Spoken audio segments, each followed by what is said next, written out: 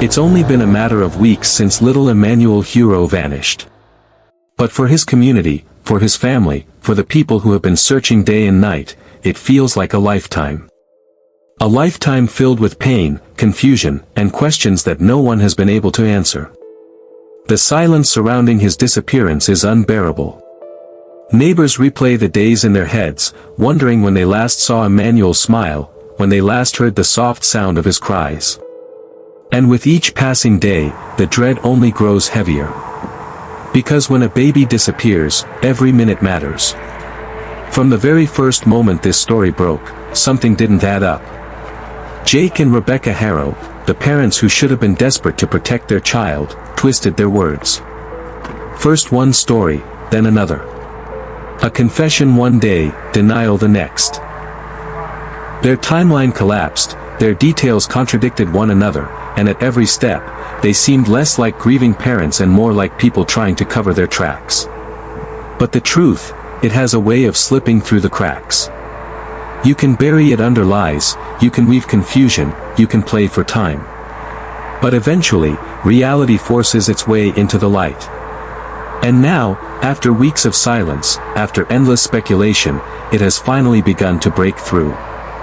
What we've learned doesn't just raise questions about the Haro's version of events, it tears their entire story apart. And at the center of it all, the one thing that matters most, the fate of little Emanuel Haro. A neighbor, someone who lived just a few steps away from the Haro home, has finally come forward. For weeks, they stayed silent, unsure, watching, waiting. But the weight of what they saw became too heavy to carry. And now, their voice cuts through the fog of lies. This wasn't just any witness. This was someone who lived right next door. Someone who knew the sounds of that household, who noticed when children were laughing in the yard, when they cried, and when the rhythms of daily life suddenly changed. And what did they notice? Silence. The kind of silence that doesn't belong in a house with a baby. Emanuel, once seen, once heard, suddenly vanished from sight. Not for hours. Not for a day. 4 weeks. While the Haros continued spinning their stories, while Jake confessed one day and backtracked the next, while Rebecca stood in chilling silence, this neighbor was quietly putting the pieces together. They knew something was wrong, because you don't just stop seeing a child in a close-knit neighborhood without reason. And when they finally spoke, their testimony didn't just poke holes in the Haros accounts, it ripped the entire mask off. Because a parent can lie. A confession can shift. But the everyday eyes and ears of a neighbor? That truth is much harder to erase. What they revealed changes everything we thought we knew about this case. It confirms suspicions, destroys false timelines, and raises the most chilling question of all. If Emanuel was gone weeks before the police ever arrived, what really happened inside that home? Neighbors told us Emanuel hadn't been seen long before police ever set foot in the Haro home. His siblings were sometimes visible, but Emanuel? Gone. Erased. And if Jake's confession about killing him were true, where's the body? Why no details? Why no closure? His story collapses under the weight of reality. Investigators confirmed the blood found inside the home didn't belong to Emanuel at all. It came from his 2-year-old sibling, brutally abused by the same man who should have protected them. This single fact destroys Jake's confession. Emanuel wasn't killed that night, he was already gone. Hidden. Neighbors also noticed something chilling. Jake and Rebecca's behavior didn't show grief, didn't show heartbreak. Instead, it showed coldness, avoidance, like two people guarding a secret. Rebecca, a mother of 6, stayed silent. No cries for justice. No mourning for her missing son. Just silence. And here's where the darkest theory emerges. Emanuel may not have been murdered at all. He may have been trafficked. It's a theory that chills the blood, one no parent ever wants to believe possible. But when the pieces of this case are laid out, it becomes harder to dismiss. Think about it. No body. No trace of Emanuel's blood inside the home. A confession full of contradictions and lies. And a baby who didn't just disappear one day, but had been unseen, unheard, erased from sight for weeks before police ever knocked on the Haro's door. This isn't just neglect. This isn't just secrecy. It has the signature of something more calculated, something coordinated, something far darker. California is no stranger to this horror. It has one of the highest rates of human trafficking cases in the United States. In 2022 alone, thousands of reports were logged, children, women, and men taken and erased into networks that operate in shadows. Freeways that cut through California, access to ports, sprawling cities, they all make it fertile ground for traffickers. And children as young as Emanuel are the most vulnerable targets. So when we see a baby vanish without a trace, when parents spin endless lies but never produce a body, this isn't just coincidence. It's a red flag waving in our faces. Let's revisit Jake's confession. First, he claimed Emanuel was dead. But when pressed, he couldn't say where. He couldn't describe how. He gave no details, nothing that would bring closure, nothing that would help investigators recover a body.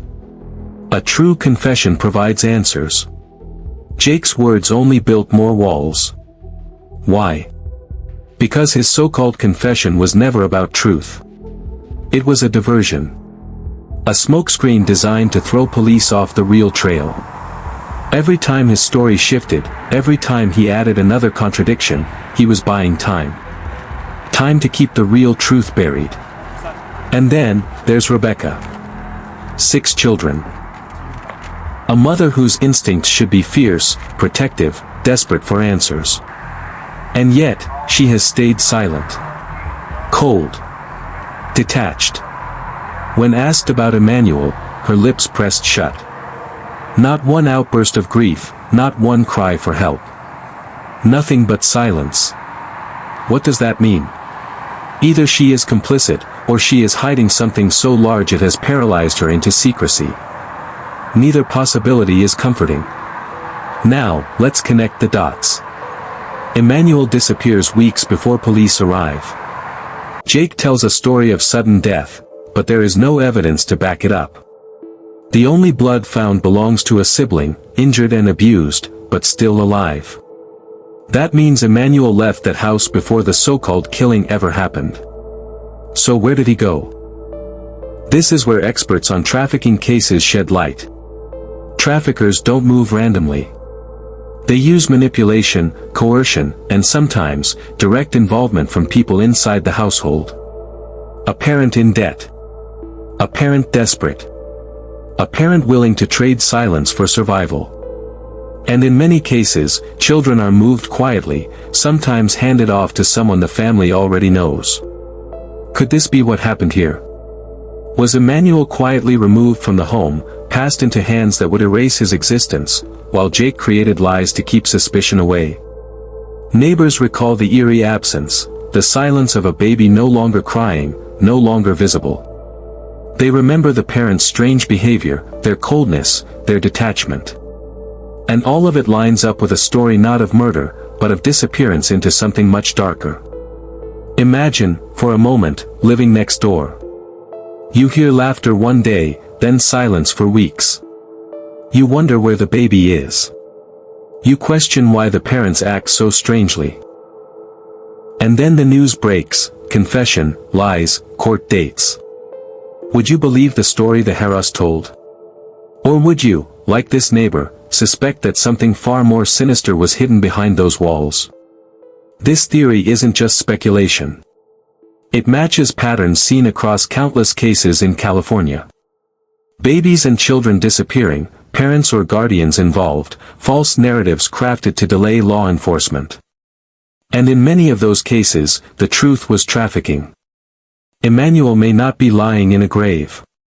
He may be out there, alive but silenced, forced into a world where children are bought and sold like property. It's a thought that shakes the soul, but it may also be the reason why his body has never been found.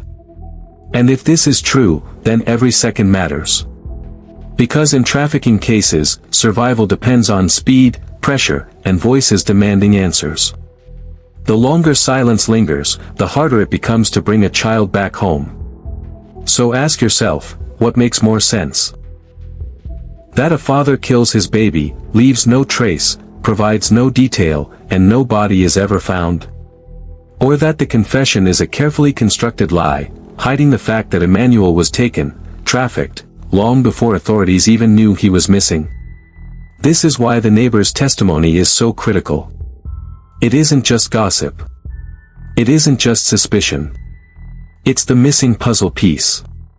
They didn't see Emanuel for weeks. They noticed the silence. They saw the truth peeking through the cracks. And their voice finally confirms what so many have feared: Emanuel wasn't killed that night. He was already gone. And now, the chilling possibility remains. Emanuel is not just missing, he may have been erased into the darkest crime of all, human trafficking. Today is Sunday. Just 4 days stand between us and the next chapter in this case. On Thursday, September 4th, 2025, Jake and Rebecca Haro will once again walk into a California courtroom. For them, it's another appearance. Another attempt to dodge questions. Another chance to spin silence into survival. But for Emanuel? For the baby who vanished? For the neighbors who saw the silence stretch on for weeks? For the community that has carried the weight of his absence? This hearing is more than just paperwork. It is a chance, maybe the only chance, to force the truth into the light. Time is running out. Every hour that passes is an hour Emanuel remains missing, his story tangled in deception. And while Jake hides behind his false confessions, while Rebecca hides behind her cold, calculated silence, the truth claws at the surface, desperate to break free. This is not the time for whispers. Not the time to wait and watch. This is the moment for voices to rise together, to demand justice louder than the lies being told. Because the system doesn't always move on its own. Courts don't always see what neighbors saw, what investigators uncovered, what the public feels in its gut. But when people raise their voices, when communities refuse to be silenced, the weight of truth becomes impossible to ignore. So as Thursday approaches, the question isn't just what Jake and Rebecca will say in that courtroom. The question is, will we, as a community, as a movement, stand up loud enough, strong enough, united enough, to make sure Emanuel's name is not lost in their deception? 4 days. That's all that stands between silence and a chance at justice. And in those 4 days, every voice matters.